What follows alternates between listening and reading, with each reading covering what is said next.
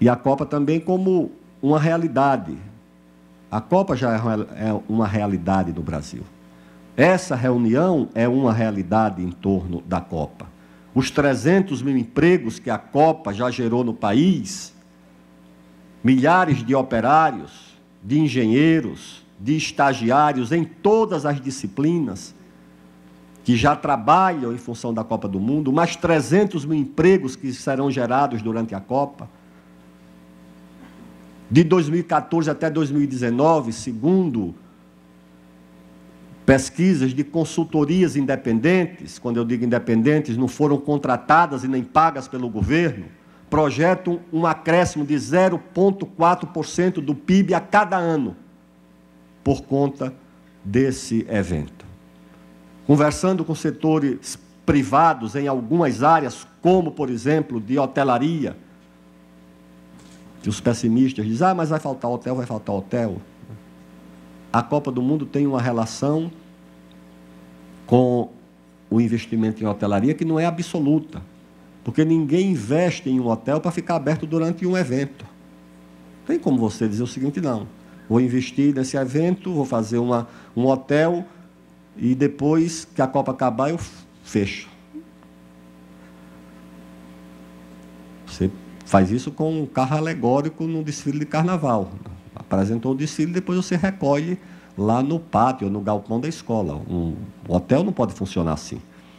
Nós temos grandes investimentos em hotelaria por causa do crescimento do país, do desenvolvimento do Brasil, da diversidade do país na forma de destinos turísticos que nós oferecemos. Os engenheiros, os advogados, os fisioterapeutas, os administradores, os médicos, os empresários de diversas áreas, querem fazer um ano a sua convenção, seu congresso, seu encontro em São Paulo, mas outro ano eles querem fazer em Manaus.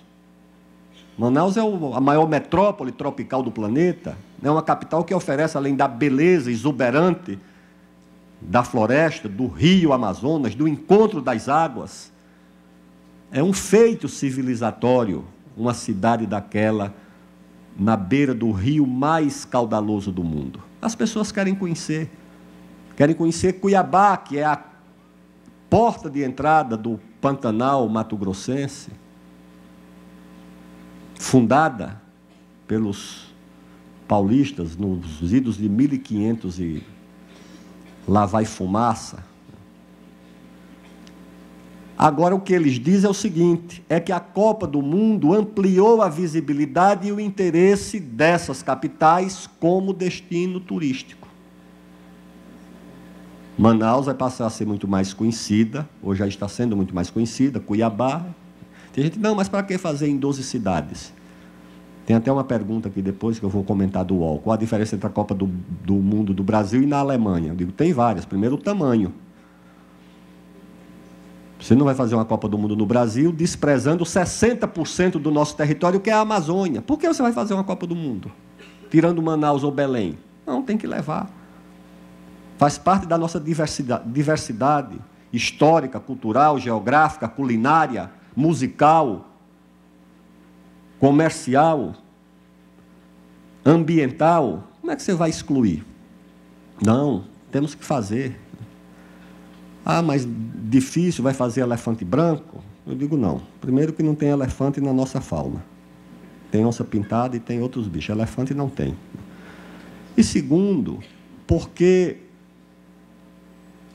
mais difícil, mais complexo, não é fazer um estádio em Manaus, foi fazer Manaus. Cuiabá. Estava conversando em Cuiabá um dia desse, disse, olha, mas estava lá um professor, aposentado da universidade, fez medicina no Rio de Janeiro, eu digo, devia ser difícil no século XIX, chegar a Cuiabá, que você tinha que descer pelo Atlântico, atravessar o Uruguai, entrar no Rio da Prata, pegar o Rio Paraguai, passar por Assunção, subir, depois entrar no afluente, pegar o Rio Cuiabá para chegar até Cuiabá. Muito difícil, né? Ele disse, ministro, eu estudei assim, na década de 50. Pegava o barco aqui, Cuiabá, descia, todo o Rio Paraguai, arrodeava para chegar no Rio de Janeiro. E aquela cidade, aquela povoação foi fundada no fim dos 1540. Manaus, da mesma forma. Até hoje é difícil chegar em Manaus, só chega de avião ou de barco, não tem outro meio. Os portugueses fizeram ali um forte na beira do Rio Negro, em 1500 e poucos. E o difícil foi trazer aquelas pedras. Cada pedra de 2 metros de altura. Tem uma lá na porta do Itamaraty, que o exército achou uma vez dentro do Rio Negro, que era um marco português de divisa com a Espanha. Aquilo era que era muito difícil. O Forte Príncipe da Beira, lá no interior de Rondônia, que está lá até hoje, fazer um estádio. Talvez mais difícil foi fazer Brasília em 4 anos. Fazer o Maracanã em 2 anos, porque os europeus não podiam organizar a Copa, porque o país estava devastado pela guerra, destruíram tudo, crise econômica, e o Brasil fez a Copa em 1950 também, num tempo recorde naquele período. Então, eu vejo assim, que a Copa do Mundo abre essas oportunidades, nos submete a esses desafios. E entre a visão otimista que eu tenho, é que o Brasil foi capaz de superar desafios importantes. Alguns inacreditáveis. Você manter um país dessas dimensões, você vai na Suíça, são 4 idiomas oficiais, e quem quiser que mexa no idioma daquele. 6% da população fala uma espécie de romanche, um neolatino, os franceses falam uma outra parte, os italianos falam outra, e os alemães, que escrevem uma única língua, mas falam as 15.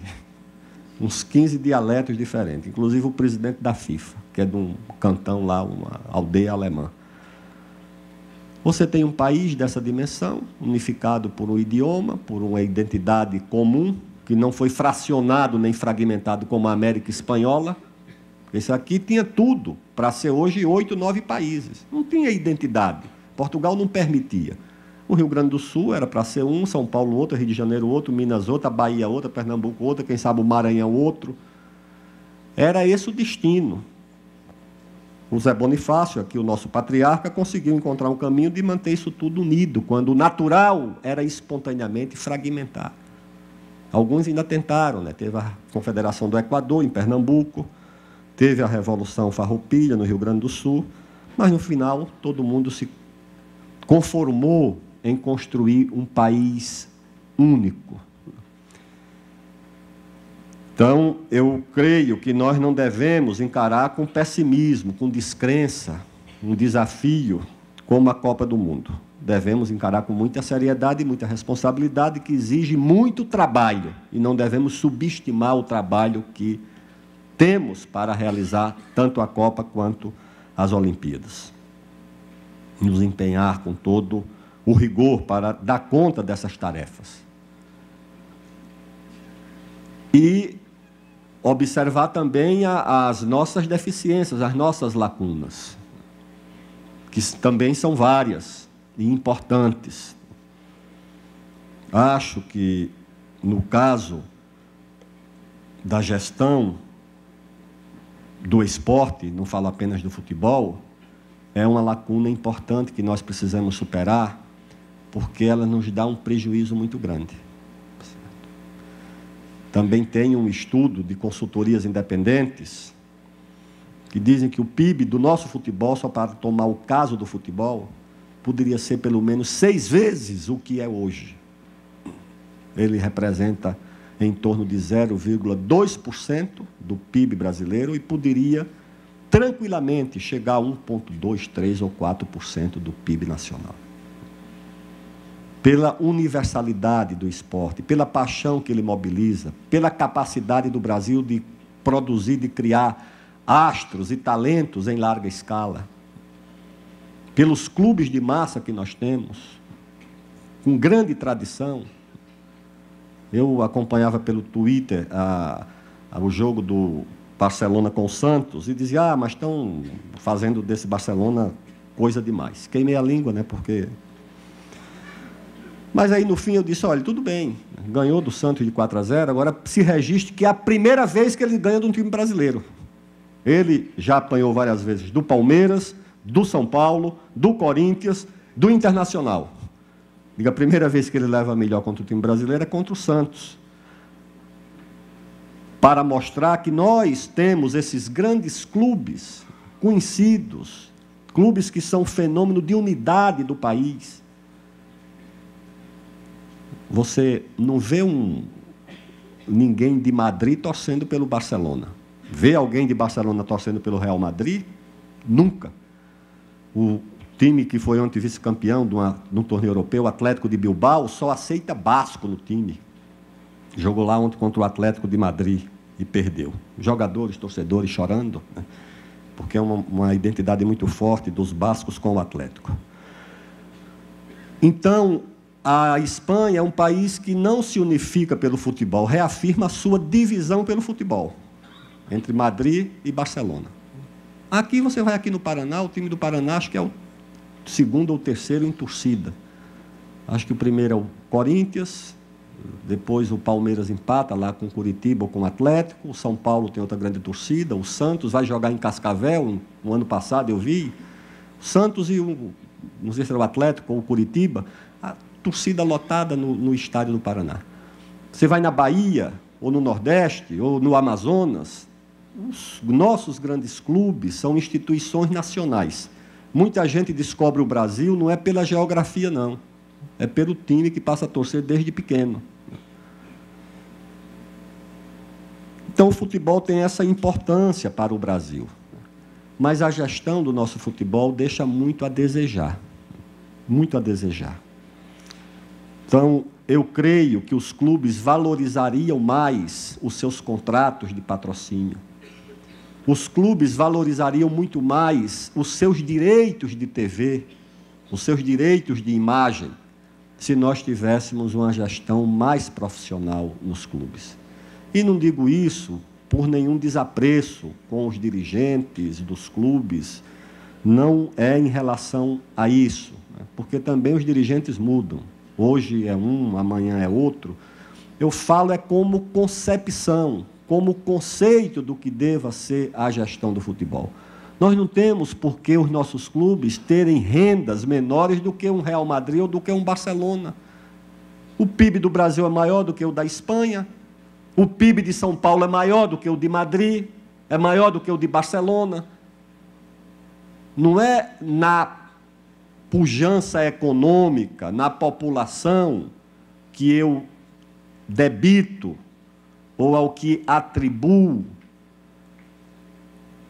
a capacidade financeira desses clubes. Falo dos alemães, dos ingleses, que também o PIB brasileiro acabou de passar o PIB da Inglaterra. Eu acho que é mais na administração dos negócios do clube, dos interesses do clube e da imagem dos clubes. Eu acho que desvaloriza o ativo que esses clubes representam, do patrocínio até a comercialização dos produtos. Impede a contratação de jogadores mais talentosos, permitem que os nossos astros se dirijam para o exterior. Então, eu creio que eu vou criar um grupo de trabalho, já anunciei, voltado principalmente para a gestão, para a modernização da gestão no futebol, das federações aos clubes, sem imposição, sem autoritarismo, sem confronto, sem nenhuma arrogância de governo. Não vamos impor nada. Vamos procurar apenas demonstrar que para o futebol, que para os clubes, esse caminho é melhor e é mais aconselhável. Mas o outro aspecto que demanda também a modernização da gestão é nos demais esportes.